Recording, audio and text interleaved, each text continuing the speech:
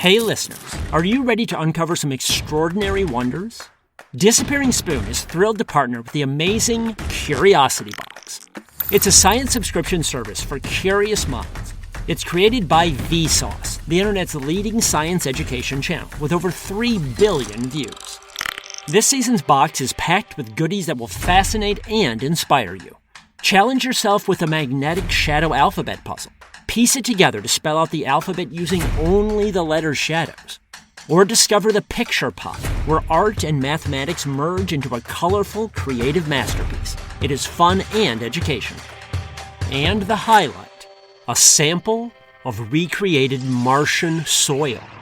Experience the thrill of holding the red planet right in your hands. Don't miss out on this unique adventure. Subscribe to Curiosity Box now and celebrate the incredible achievements of science.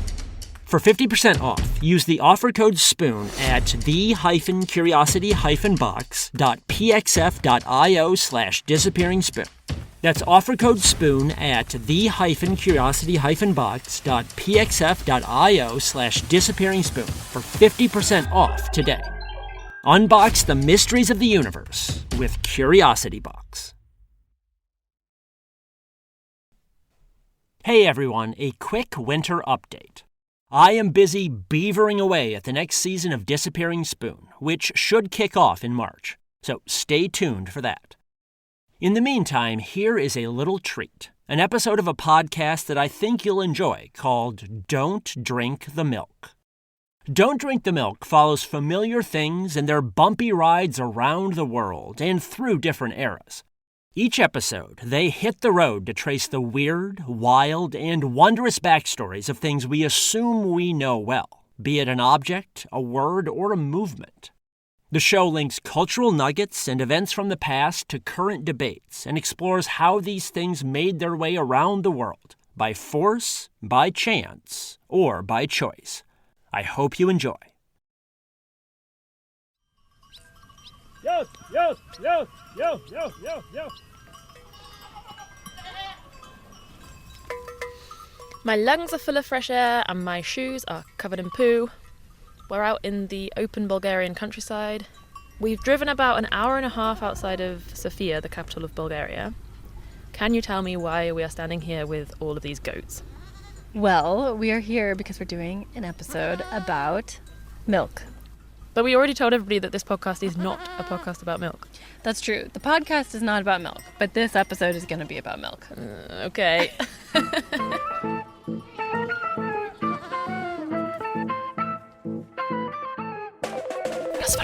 Chinese whispers. Telefono senza filo. Telephone. Sporci di telefono. Russian scam. Don't drink the milk. What do you associate with milk? In the Old Testament, the Promised Land is referred to as a land flowing with milk and honey. And you know our galaxy, the Milky Way? Well, according to ancient Greek mythology, it was formed when divine breast milk spilled across the heavens. Legend also has it that queens like Cleopatra and Elizabeth I used to bathe in milk because they thought it would keep them looking young and fresh. Milk is so often associated with youth and innocence, and yet... Oh, Sheriff! We just missed him! We gotta circulate this on radio. All right. Well, what do we circulate? Looking for a man who has recently drunk milk.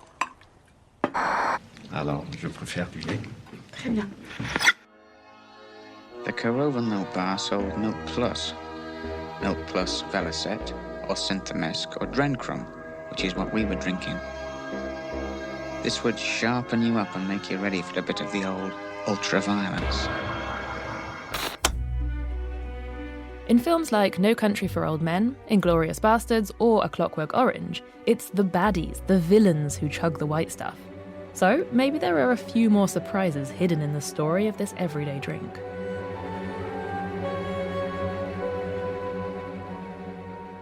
I'm Rachel Stewart, and this is Don't Drink the Milk, a show about little-known stories of familiar things that have travelled around the world, by force, by chance, or by choice. And just for today, we really are talking about milk. In this episode, we have caves of cheese, a colonial Caribbean throwback, and milkfluencers in Times Square. But our starting point is science. And who better to bring us up to speed than our very own science nerd and super producer, Sam?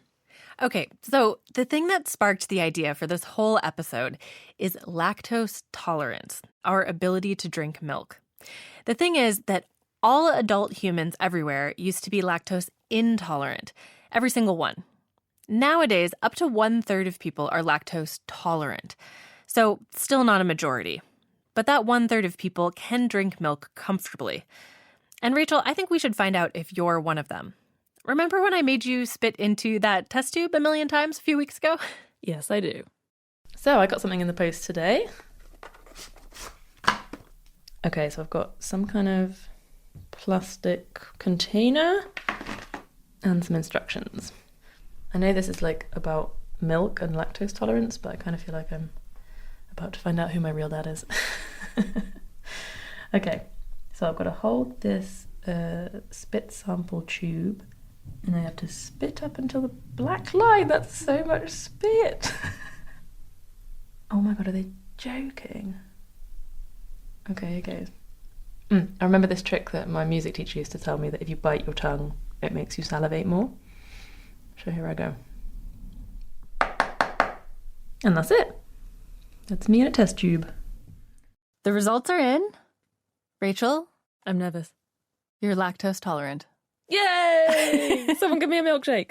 Does this mean I have a superpower? Well, kind of. Lactose intolerance, or lactase non-persistence, to use the super sciencey term, is when you can't break down lactose, which is the sugar in milk. So you, on the other hand, can do that. Woohoo! Now, all milk from humans and animals has lactose in it. Except, fun fact, some fin-footed mammals, so things like fur seals, sea lions, and walruses. So I guess we could all drink their milk if you can figure out how to milk a walrus. I'll pass. But milk is intended for babies, right? And babies have this enzyme that allows them to break down lactose. But once you've been weaned off of breast milk as a child, our bodies stop producing this enzyme. But I'm not a baby, so why do I have this enzyme? That can be traced back to a genetic mutation that occurred a very long time ago, probably somewhere in Central Europe. It's a few thousand years ago, in the Bronze Age. You're living in a community in these forested Bulgarian hills, mostly just doing your best to get enough food to survive. You've got some domesticated animals, and you've started drinking milk from these animals, which has some real benefits. Milk is effectively a superfood in terms of its nutritional composition. That's Mark Thomas, an evolutionary geneticist at University College London. I mean, it's got almost the perfect balance of nutrients. So milk is a very good source of uncontaminated fluid. I mean, it's relatively pathogen-free compared to, for example, river water or well water and so on. Uncontaminated fluids with lots of nutrients. Great. Plus, there's none of the ups and downs of seasonal crop harvests. Milk is there for you all year round. But when you start to drink this stuff, it makes you a bit gassy. Sometimes you get diarrhea. Overall, it's pretty uncomfortable.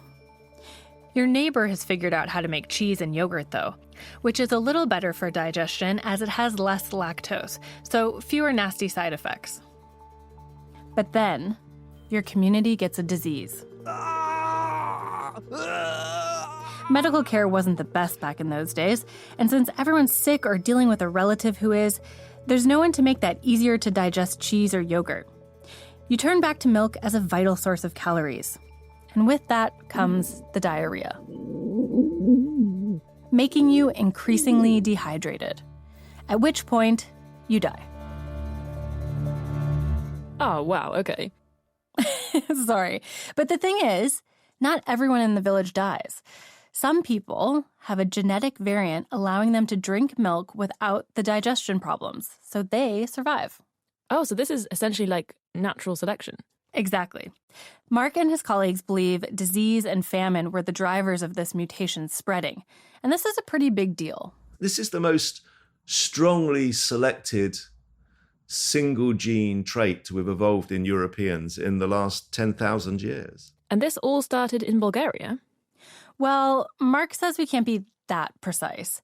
While some of his earlier research pointed to the Central Balkans or Central Europe, as we've learned more about migration during this time period, it actually has made it even trickier to know for sure where this popped up.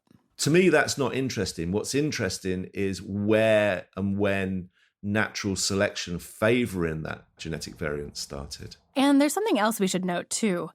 As this genetic mutation starts taking off across Europe.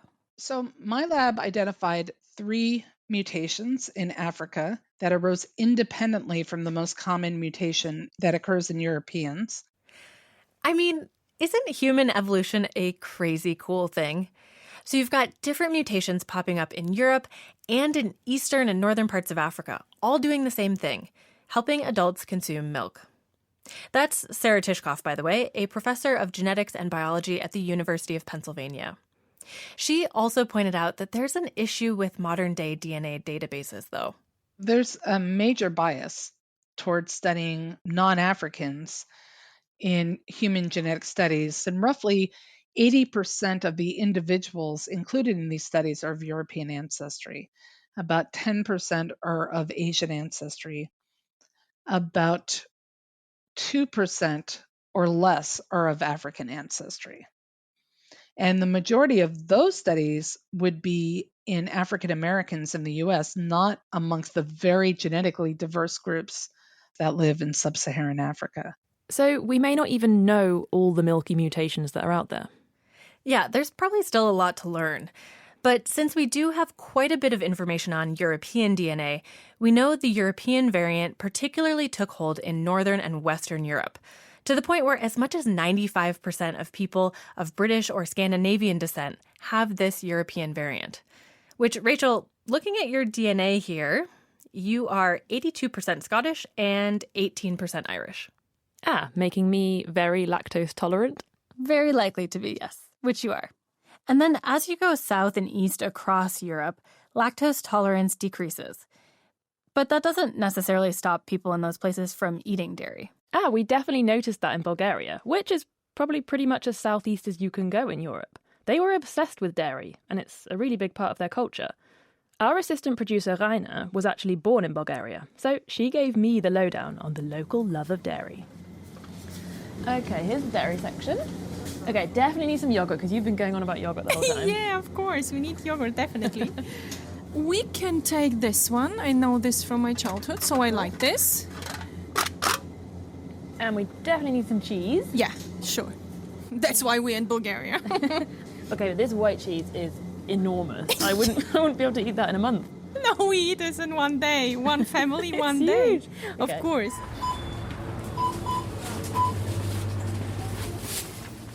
Okay, so this here is typical Bulgarian yogurt, and we eat a lot of yogurt. There was a time where I ate like 3 pots of yogurt every day, like for the morning, midday, and in the afternoon.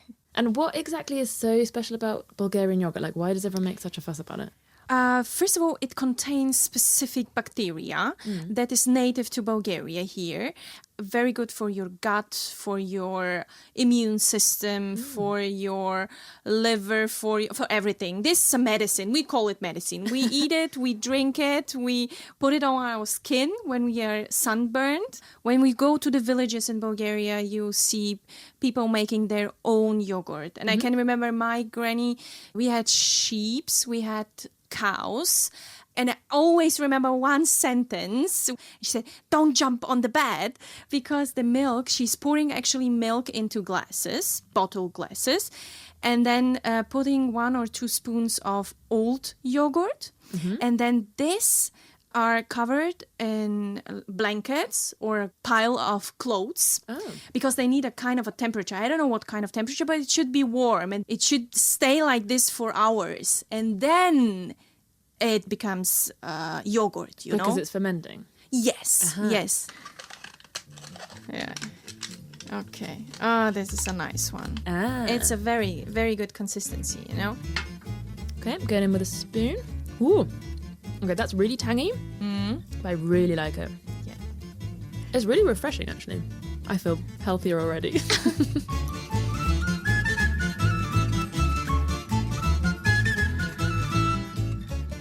So back to that gene mutation. As it spread and digestion improved, Europeans were just loving their dairy. And as we know, Europeans like to spread themselves around the globe too. Can you guess what I'm getting at here, Rachel? Maybe colonialism? Oh, yes. Let's head to the Caribbean, our destination, Trinidad and Tobago. These two islands, not far off the coast of Venezuela, are the perfect location to explore colonialism's milky legacy. Milk really started to arrive with the arrival of colonialism. But if we go back in history, originally the islands were populated by Amerindian peoples. And so the original sort of indigenous inhabitants of the islands didn't consume milk. That's Marissa Thompson, a lecturer in gender and development at the University of Birmingham in the UK. She wrote a paper called Milk and the Motherland, and when I was speaking to her, she was back in Trinidad for research. So there's a very small indigenous population existing in Trinidad today, but largely the original population was decimated by the changing colonial ways and colonial violence. The Caribbean nation was first colonized by the Spanish in 1498, when one Christopher Columbus rocked up on its sandy shores. The islands switched hands many times between the Spanish, French, Dutch, and the British. But really, the Spanish were the first to start to introduce cattle into the islands. Agriculture was really like a key part of colonization. So cattle is really fundamental to agriculture and European agriculture in particular. So it would have been seen as really part of that sort of reorganization of what they see to be unruly land. European colonizers believed they needed to tame what they saw as unruly lands by making them look more like Europe. They completely reshaped local landscapes, which often had disastrous, long-lasting impacts on the environment, not to mention the people and their ways of life. As part of this effort, colonization helped spread cows and milk consumption around the world. That legacy can still be seen today, actually. For example, the once British colony of New Zealand is now the world's top exporter of milk. But back to Trinidad in the 19th century, which by this point is also a British colony. The planters, who were the owners of the sugar plantations, they sort of brought with them their European metropolitan tastes. So they would have been importing dairy for their own use. But as we move towards abolition, in anticipation of the end of slavery, slave owners were worried about not being able to buy more enslaved people. So what did they do? So it became more important to, rather than keep buying new labour, to keep the labour that you have more healthy and to move towards reproducing labour. They pushed enslaved people to have more babies born into slavery. One aspect of this was switching babies off of breast milk and onto cow's milk as soon as possible. So they would be trying to decrease the breastfeeding time to keep women in the fields longer and to make them available to reproduce. So that's when we really start to see the colonial administration starting to put in rules that organise breastfeeding, fertility, marriage, conjugal relations, and all sorts of things like that. In most British colonies, slavery was eventually abolished in 1834. Indentured servitude was still allowed. For the next 70 years or so, nearly 150,000 indentured servants came over from India. Many of them would have been Hindu, so they have the religious veneration of the cow. Cow's milk and purity is used symbolically and part of religious ceremonies. So that brought with it a new milk culture, in a sense, to Trinidad, on top of the layering of already what had been happening in terms of the intersection between European cultures, African cultures, and indigenous cultures here. Remember those connections between religion and milk? In Hinduism, the universe is a sea of milk, and it's churned into butter by the gods. But despite all this effort to bring dairy to these Caribbean islands, cows aren't exactly suited to the tropics. And later in the 20th century, the dairy industry in Trinidad and Tobago dwindled. These days, you mainly get long life or powdered milk in the supermarkets. And a lot of that is produced by Nestle and also various global companies. And then if you move into the cheese aisles, you'll see that all of the cheese is pretty much imported still. So there's a really interesting colonial sort of hangover and inheritance there, that a lot of these products are still imported and extremely expensive as well. They're some of the most expensive items in the supermarket.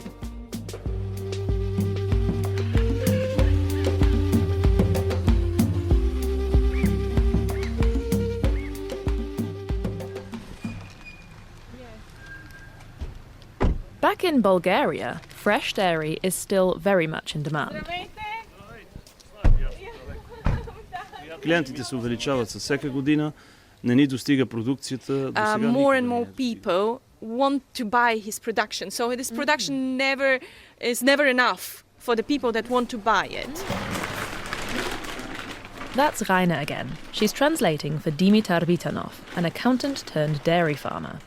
We've joined him on this fresh morning in the Bulgarian countryside for a spot of cheese making. We're in a small room on the farm with Dimitar and his father. They're standing over what looks like a big metal bathtub, and as they strain a pale mixture through a cheesecloth, the excess liquid is running off into a giant bucket. Dimitar's father explains that even this liquid won't go to waste. It'll be used to feed other livestock and make izvara, which is something similar to cottage cheese. And then from here you can milk them. Oh, yeah. They come here. In the small barn where he milks the goats, Dimitar tells us that the way they farm isn't about squeezing every last drop out of the goat. You take a sustainable amount and then the goats trot out the back door to the large yard to feed their young with the remaining milk.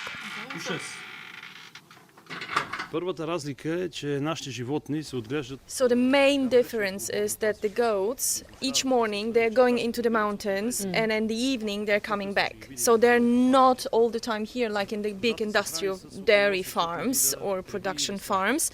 And they eat up to 800 different leaves during the day. Oh. You know, like there's so many different vitamins and so many different minerals that they eat, and not like in an industry where they got the food from, I don't know, ready food, you know, and this is the big difference. Ябълки, сливи, всички видове плодове животните ядат.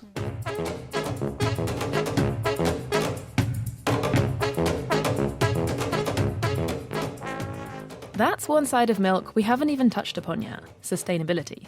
I actually stopped drinking cow's milk a few years back and switched to oat milk for environmental reasons. Yeah, I often opt for oat milk as well. Okay, so I know cows aren't great when it comes to climate change, but how bad is it exactly?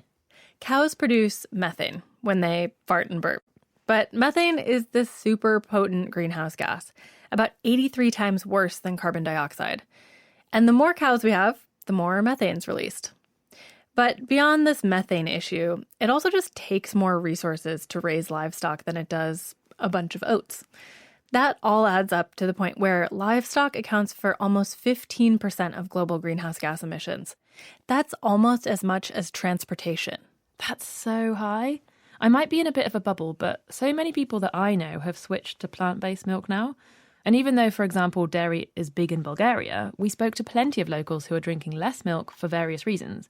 And I mean, we've still got our oat milk cappuccinos pretty much everywhere. Yeah, and we found that one pistachio almond cashew milk at the grocery store, remember? That one was so good. The Labor Day weekend sale is on at Tanger Outlets. Score up to 70% off at top brands like Nike Factory Store, Crocs, J. Crew Factory, Gap Outlet, and so many more. Refresh your wardrobe with the latest arrivals for less from all your favorite brands this Labor Day weekend. Tanger Outlets. Always on trend, always on sale. Plan your trip at Tanger.com. So it really does seem like a bit of a trend, right? Well, yeah. The global picture is that sales of plant-based milk have been consistently increasing over the past 5 years, and they're set to double in the next 5 years. The trend of drinking less cow's milk is especially strong among younger consumers, perhaps because of these environmental concerns. In the US, Gen Z bought 20% less milk last year than the national average, which means milk, cow's milk, is looking for some good publicity. So my marathon schedule is quite the busy one. Just running, strength training, tempo runs. Hi guys, so my name is Yvonne Zapata, aka they call me Miss Outside in the running community of New York City. What I do is that I'm a runner and I'm an advocate for women who are Latina runners, representing all plus sizes of women. There's a campaign on TikTok and Instagram, #GonnaNeedMilk, and it's trying to reach a younger market with influencers like Yvonne. I was myself, which I loved. They represented me. And Women's Day, they blasted it all over Times Square, and it was such an awesome, amazing experience.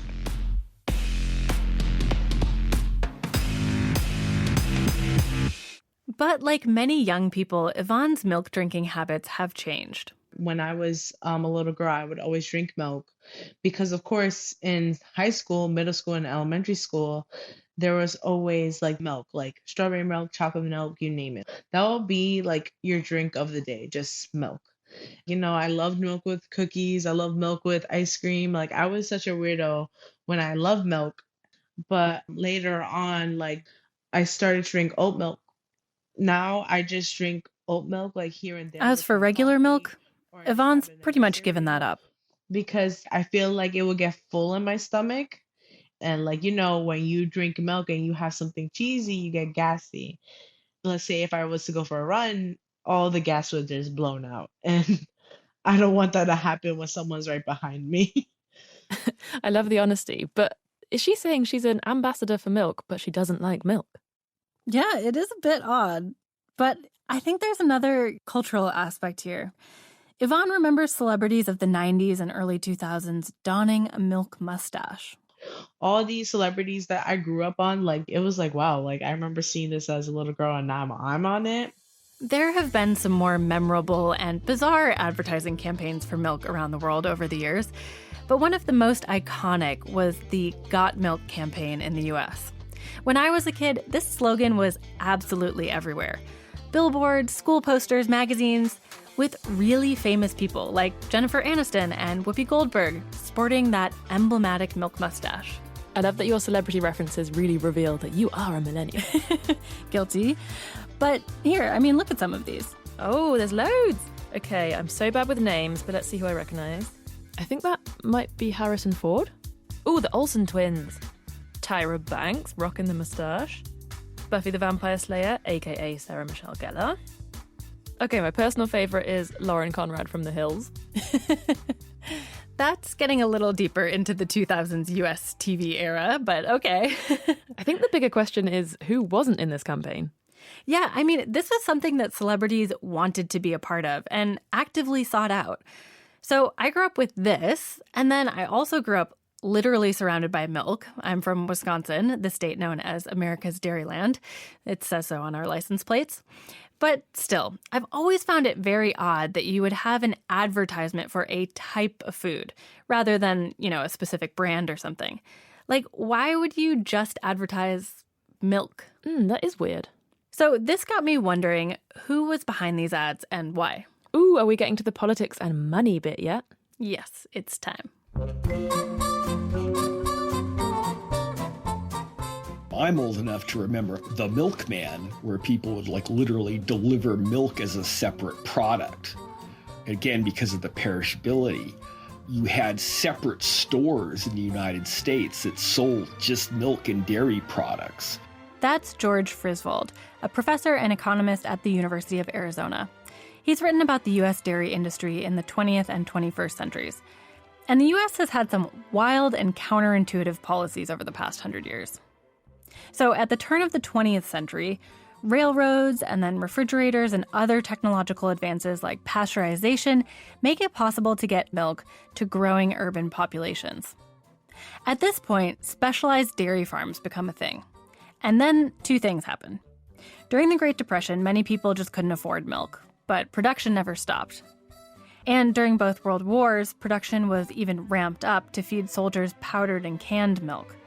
But at the end of World War II, those farmers were producing way more than there was demand for back at home. So what started to happen in the post-World War II era was policies to support the price of dairy and dairy products. And what the government would do is it would announce basically a guaranteed price.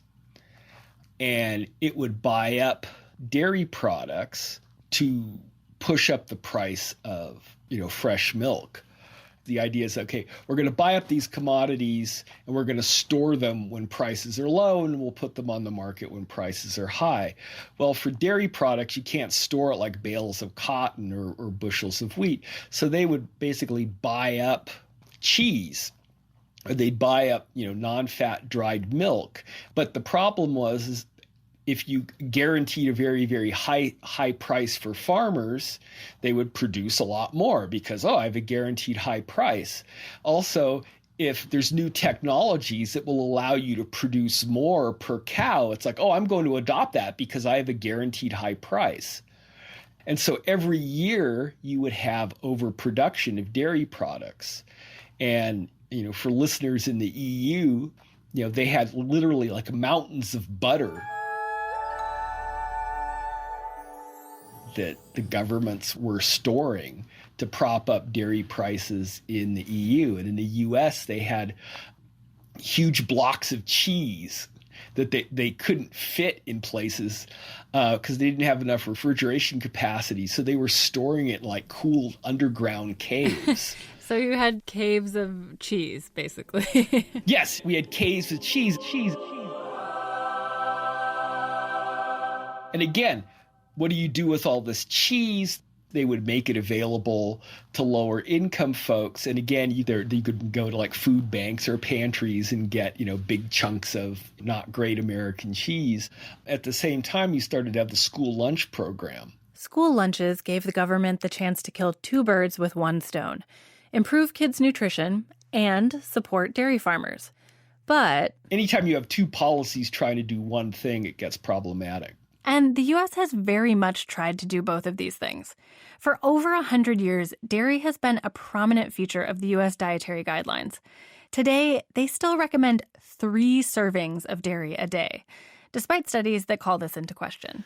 Interestingly, I drank a lot of milk. I was probably in the 5 servings a day growing up because that was part of Midwest culture. That 3 servings a day was deficiency in the Midwest. But actually, I hardly ever drink milk now. Walter Willett is a professor of nutrition and epidemiology at Harvard. He's also a former member of the National Academy of Medicine's Food and Nutrition Board. Milk is beneficial for children, for sure, but primarily if it's coming from the mother. Milk consumption by adults is a really complicated issue. It's certainly not essential because many parts of the world, much of Asia, Africa, Latin America, don't consume milk at all as adults. The main justification by the nutrition community has been that this is the critical source of calcium. While we do need calcium, the question is how much do we need? And it's been interesting that countries with the lowest milk consumption, where adults hardly drink milk at all, actually have the lowest fracture rates. And in any case, we can get calcium from things like nuts, legumes, and particularly green leafy vegetables. Now, remember how some of the biggest dairy consumers are in Northern Europe? That dairy-centric diet has been related to more cardiovascular disease. And until fairly recently, Northern Europe had the highest cardiovascular disease rates in the world. But if we replace milk with healthy protein sources and replace the dairy fat with olive oil or rapeseed oil, that's going to be a step in a healthier direction, really moving more toward a Mediterranean-type dietary pattern. But wait, so the US is still promoting 3 servings of dairy a day, and that's despite research showing that it's actually not all that healthy. Well, their guidelines are backed up by some studies, but they almost always are funded by the dairy industry itself or the U.S.-sponsored program that's meant to promote the dairy industry. There are very huge conflicts of interest that the dairy production in the United States is promoted or supported by lots of different subsidies, and the dairy lobby is very powerful. And it wasn't just in the U.S. where this excess government dairy was getting pushed on people. The U.S. started to send it overseas as well. Here's George Frisvold again. And so one of the things that came out of kind of the 1940s and the 50s, you had foreign aid programs. And so like non-fat dried powdered milk was getting shipped to foreign countries, and it was pitched as an international aid, but it was also a price support program for dairy producers. And this actually still happens, and not just from the US. Reporting in Politico in 2021 detailed how European milk producers were offloading excess lower quality milk products to West Africa. This completely disrupted local dairy markets there in the process. And that's on top of the fact that, remember, most people around the world are lactose intolerant. Okay, we've made it to the 80s. The economic ills we suffer have come upon us over several decades. In this present crisis, government is not the solution to our problem. Government is the problem. President Ronald Reagan comes into office, his administration looking for ways to cut government spending, which meant dairy subsidies, and the cows themselves, were on the chopping block. In the 80s, they instituted what was called a dairy termination program, which, you know, if you're thinking of like Arnold Schwarzenegger in The Terminator, unfortunately, you have it exactly right. The idea was they were paying farmers to basically slaughter their herds, you know, and turn it into, you know, like burgers. They paid farmers to kill their own cows? Yes, because they didn't want to have to pay the dairy farmers milk subsidies. So in the 90s, they shift course and try a less violent tactic: marketing. In the US, there are these things called checkoff programs for various agricultural products, things like beef or raisins or almonds. The way it works in the case of milk is dairy farmers have to pay a few cents for every 100 pounds of milk their cows produce into a central fund. That money goes towards research, product development, and marketing. So that answers your question from earlier. That's why you have advertising for just milk in general rather than for a brand. That's why. But I was working out, drinking milk, developing my muscles. By senior year, milk had made a difference. Milk. It does a body good. Once a month, a scary witch haunts the town of Kent. Until one day, she started drinking milk. And everything changed. The calcium in milk reduces the symptoms of premenstrual syndrome. You stop it! Stop it! Shiny hair, part of another perfect day in Mootopia. Got milk? What is going on? They do not make adverts like that anymore. I don't even want to know what the budget was for that. They're kind of like little mini movies, aren't they? Yes. And a little casual sexism thrown in there for good measure. They're clearly trying to push the health narrative there. So, did it work? Did more people buy milk after these ads came out? Well, sort of. Sales of milk did go up for a little bit in the 90s, but then started falling again. And also, milk is a really hard thing to convince people to buy more of. Milk is what is called price inelastic, which means that if the price changes a lot, you still don't really change your consumption. Like, I buy a gallon of milk every week, and I don't even look at what the price is. I guess if I went in and they said, oh, it's $100, then I'd blanch. But I don't even think about it. So if the price goes up, I'm going to buy my gallon of milk a week. Now, if the price of milk fell, through the floor, am I going to buy 2 gallons of milk? Well, no, because what am I going to do with all that milk? It's going to go bad. I'm not going to drink it in time. While milk consumption has gone down, the dairy lobby remains strong, though. And they found some sneaky ways to get us to eat more dairy in the U.S. The dairy checkoff program we mentioned earlier, it worked with fast food chains in the 2010s to get more dairy onto fast food menus. So things like Domino's Pizza putting 40% more cheese on their pizzas, a Burger King burger with 2 slices of American cheese, a slice of pepper jack, and a cheesy sauce. And, of course, Pizza Hut's stuffed crust pizza, which I have to say I do indulge in once or twice a year.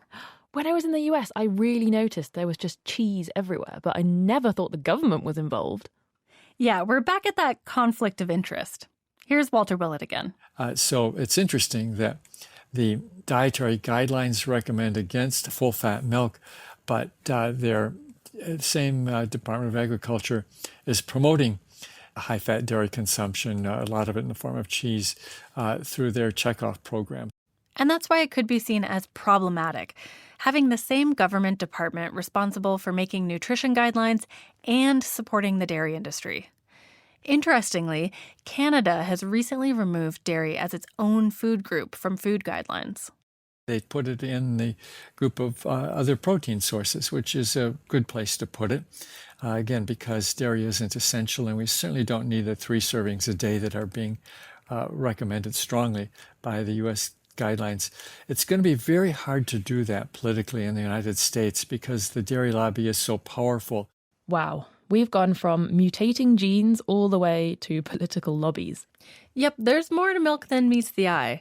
So what are you going to take away from all of this, Rachel? Definitely that milk will stop me behaving like a witch when I'm on my period. No, joking. I reckon probably it's just been a reminder that money is behind absolutely everything. What about you? Well, in thinking about this episode, I found myself just continuing to go back to the start and thinking about human evolution and, what exactly it took our scrappy species to make it on this planet. Now, for some people around the world, every calorie still counts for survival, and milk might be an essential part of their diet. But for those of us living in places where we have access to plenty of food, I think it's probably worth switching away from milk, or at least having a little bit less, for our own health and for the planet's. It might even be necessary if we'd like to survive as a species for a few thousand more years.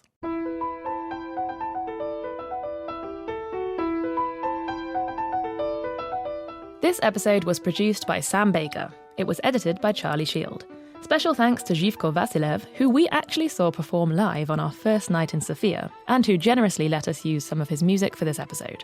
Our team also includes Rainer Breuer on fact-checking, Julia Rosa helping with archives, and Chris Cowler. I'm your host, Rachel Stewart. If you have any thoughts on this episode or ideas for future topics you'd like us to follow around the world, then get in touch at don'tdrinkthemilk@dw.com. Remember, no apostrophe. We'll be back in 2 weeks.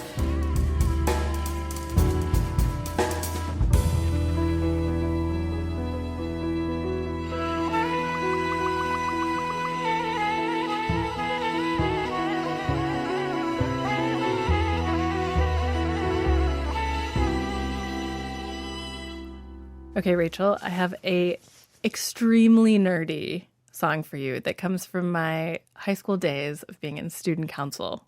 Don't give me no pop, don't give me no tea, just give me that milk, moo, moo, moo, moo. Wisconsin milk, moo, moo, moo, moo.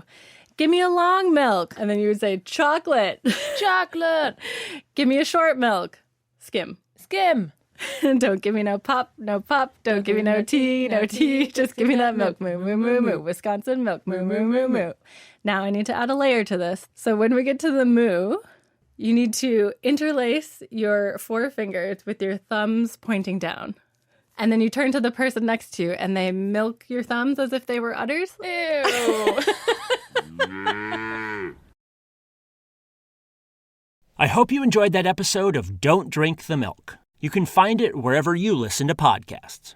Check out other episodes of theirs that cover the hidden histories of things like passports, homeopathy, and oracles.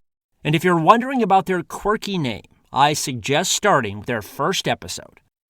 That's all for today from The Disappearing Spoon. See you again in spring.